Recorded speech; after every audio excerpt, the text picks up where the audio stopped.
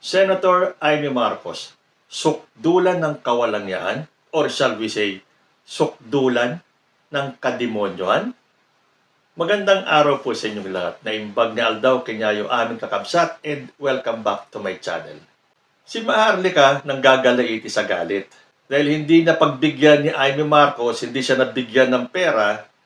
Well, ito ay ayon dun sa mga kasamahan niya dati ng mga DDS vloggers na nanghingi di umano itong si Maharlika kay Amy Marcos ng pera pero hindi siya napagbigyan. So, ang ending, eto na.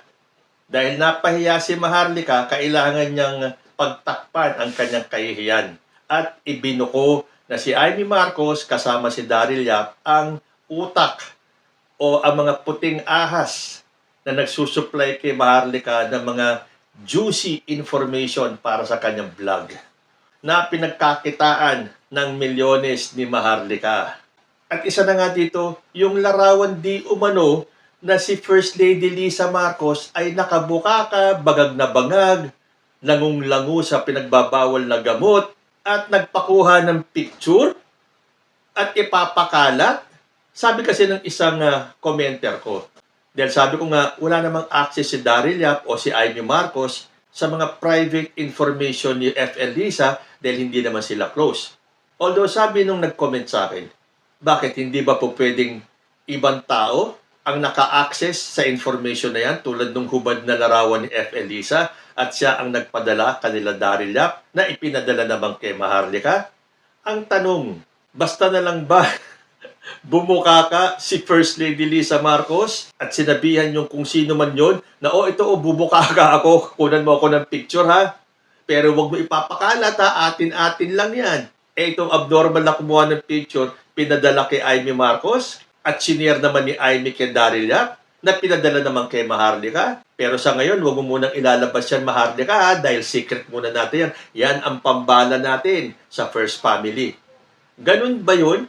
Ganun ba katanga si First Lady Lisa Marcos para magpakuha sa ganung sitwasyon, sa ganung posisyon? Mag-isip-isip din naman yung mga nagsasabi na baka third party ang kumuha ng picture. Dahil napaka-imposible naman na yung ginagawa ng mag-asawa sa pribado ay gusto pang magkaroon ni First Lady ng remembrance. Kaya, kunan mo ako ng picture, bubuka ka ako ha. Gandahan mo ha, ito popost na ako, bubuka ka na ako, 1, 2, 3. Ganun ba? Kayo ang mag-isip-isip. Ito ay siguradong fake. Dahil yan naman ang trabaho nito mga DDS na to, ang magpakalat ng fake information, mga fake news. Prueba, yung polvoron video ni President Bongbong Marcos. Sa bagay, ito mga DDS, kaya nga sila napagtatawanan ngayon Hindi na daw ginagamit yung mga utak nila na pagpapaniwala sa mga halata naman na peke. Tulad nga ng polvoron video ni President Bongbong Marcos. Ito, with the advancement of AI, siguradong peke ito. Hindi kaya naisip ni Maharlika na baka nilalaro lang siya ni Daryl Yap sa kanya Amy Marcos dahil alam nila na hindi mapagkakatiwalaan itong si Maharlika. Dahil kung nagawa ni Maharlika na traidorin si President Bongbong Marcos, na ngayon ginagawa niya kay Amy Marcos, isa susunod niyan. Si Sara Duterte na kaya? Dahil hindi lang nabigyan ng pera. Tulad nung sinasabing hindi daw siya nabigyan ng pwesto o posisyon ni President Bongbong Marcos, bumaliktad na. Ngayon ito, pinangalanan niya na ang puting ahas si Amy Marcos, si Daryl Yap. Pero sa akin, nakasentro lang ako kay Amy Marcos dahil sino ba naman si Daryl Yap? Sumikat lang naman ang pangalan niyan at nagkapera nung kumapit siya kay Amy Marcos. Ang nakakasama ng loob at nakakawala ng bilib kay Amy Marcos dahil marami pong bilib kay Amy Marcos dahil matalino to at ipaglalaban talaga ang alam niyang tama. Although sa pagkakataong ito, maling-mali na po talaga iisipin mo, ano bang meron sa utak ni Amy Marcos? Ano ba ang pumasok sa isip niya? Tandaan mo, Amy Marcos, yung sinisira mo or ginagawa ng kwento ay asawa ng kapatid mo na presidente ng bansa. Napakawalang yamo naman na kung talagang totoo ito sa mga ibinabalita ni Maharlika. Okay lang kung ikaw ang puting ahas. Noon pa man, pinagdududahan na si Amy Marcos na siya ang puting ahas ni Maharlika. Pero itong gagawa ka ng balita, magpapakalat ka ng litrato, ng asawa ng kapatid mo, tapos sasabihin mo, hindi naman kami nag-aaway ng kapatid ko eh. Yun lang naman mga kalaban, yung mga nakapaligid kay President Bongbong Marcos.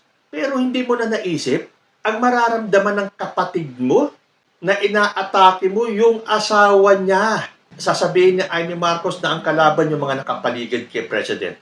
Well, alam na natin na ang tinutukoy niya si Martin Romualdez at si Lisa Marcos. Pero nakalagay po sa Biblia, kapag ang lalaki at ang babae ay nagsama at ikinasal sa mata ng Diyos at sa mata ng tao, isa na lang po sila. When a man and a wife comes together, they become one. So kapag tinitira mo si First Lady, inaatake mo na rin ang kapatid mo. Pero magtataka pa ba naman tayo? Sumanib ka nga sa tama na sinasabi mo. Tama ang mga Duterte sa pambabalahura sa ating Diyos, sa pagtawag sa Diyos natin ng estupido, murahin ang Papa, insultuhin ang Catholic Church, magmura ng magmura. Isama na natin yung anak na si Sara Duterte na pinagbantaan ang buhay ng kanyang kapatid. O sige, huwag na natin isama si Lisa sa si Martin. Dahil talagang hindi ko alam kung ano ang inggit at galit ni Amy Marcos dito sa dalawang to. Pero yung pinagbantaan na yung kapatid mo, okay, sige, isang tabi pa rin natin dahil kapatid mo lang yan. Pero yung ipahuhukay yung labi ng tatay mo, nasaan na ang utak mo? Nalason na talaga ng mga Duterte Amy Marcos? Wala ka na bang natitirang katiting na wisyo sa katawan mo para maisip mo na ginagamit ka lang ng mga Duterte? Tapos ito, kung totoo, dahil lagi kong sinasabing kung totoo ito, dahil hindi ako makapaniwala that Amy Marcos will stoop down to the lowest level para lang sirain si First Lady Lisa Marcos. The height of kawalangyaan? Hindi eh. Kademonyohan na po yan. Lalo na ngayon, lumantad at ibinuko ni Maharlika na ang puting ahas ay si Amy Marcos. Ano kaya ang masasabi ni Amy rito? Naghihintay ang taong bayan sa magiging eksplanasyon ni Amy Marcos. Malamang, dededmahin na lang niya yan. Pero meron pang isinawalat si Maharlika. At isa ito sa ikinagalit niya kung bakit niya ibinulgar itong isa pang sikreto nila ni Amy Marcos. Dahil kasi pinagbintangan daw siya na nanghihingi ng pera at hindi siya nabigyan, laglagan na tayo. Dahil nangako daw si Amy Marcos na isa sa publiko niya ang pagiging drug addict ni President Bongbong Marcos. Diba? Paano mga lulusutan ng Amy Marcos? Ang grupo mo nag-send sa akin ng bilat ni Lisa na nakabukang kang. Nangako ka, nasasabi mo na yung kapatid mo, nasasabi mong addict in public. Para bang ang tagal na eh. 3 taon na eh. Nakailang taon na ba yung pagkalas ni Sara Duterte sa Unitim? Ilang buwan na ba itong pagkalas ni Amy Marcos kay President Bongbong? Bakit hindi pa siya nagsasalita? So, hinahamon ka ni Maharlika Amy Marcos, isa publiko mo at sabihin mo sa taong bayan na oo, drug addict ang kapatid mo. Pero siguraduhin mo lang na meron kang sapat na ebidensya para ipagkanulo mo ang kapatid mo. Pero, come to think of it, sa tingin ninyo, kung sakaling magsalita si Amy Marcos, sasabihin niya na hindi totoo yan. Hindi drug addict ang kapatid ko. Chismis lang yan. Gawa-gawa lang ng mga taong gustong pabagsakin ang kapatid ko. Sa tingin ninyo, yan ang isasagot ni Amy Marcos? Hindi. Dahil ngayon pa lang sasabihin ko sa inyo, kung maglalabas ng expose si Amy Marcos, totoo bang gumagamit ang kapatid mo o si President Bongbong Marcos ng mga ipinagbabawal na gamot? Siguradong ang isasagot mo, oo, drug addict ang kapatid ko. Natural, yun ang isasagot ni Amy Marcos. Dahil kung sasabihin niya na hindi totoo yan, chismis lang yan, ibig sabihin, sinungaling si former President Duterte at si Sara. Masisira yung naratibo ng mga Duterte na ang presidente natin ay bangag, ay addict at gumagamit ng pinagbabawal na cocaine. So, mag-i-expect ba tayo na kung sakaling lalabas nga si Amy Marcos at sasabihin niyang hindi drug addict si Bongbong Marcos? Pangangatawanan po ni Amy Marcos for sure at sasabihin niyang oo, drug addict si Bongbong Marcos. Huwag na kayong umasa nasasabihin ni Amy na hindi totoo yan dahil chismis lang yan. Dahil kung yan ang sasabihin niya, lalabas na chismoso itong si former president at si Sara Duterte at yung mga taong nagsasabing bangag, adik at cocaine user si President Bongbong Marcos. Di ba? May aasahan ba tayo kay Amy Marcos? Siya ay talagang umanib na sa dilim? Well, unless maniniwala kayo sa sinabi ni Amy na kaya siya pumanig sa mga Duterte dahil tama itong mga Duterte. Come on, lahat ba ng talino ni Amy Marcos iniwanan niya sa bahay ng mga Marcos? At nung siya ay kumalas kay President Bongbong Marcos sinaniba na siya ng espiritu ni Duterte? So, hihintayin po natin. Dahil naghamon na itong si Maharlika Ngayon, paano ipapaliwanag ni Daryl Yap?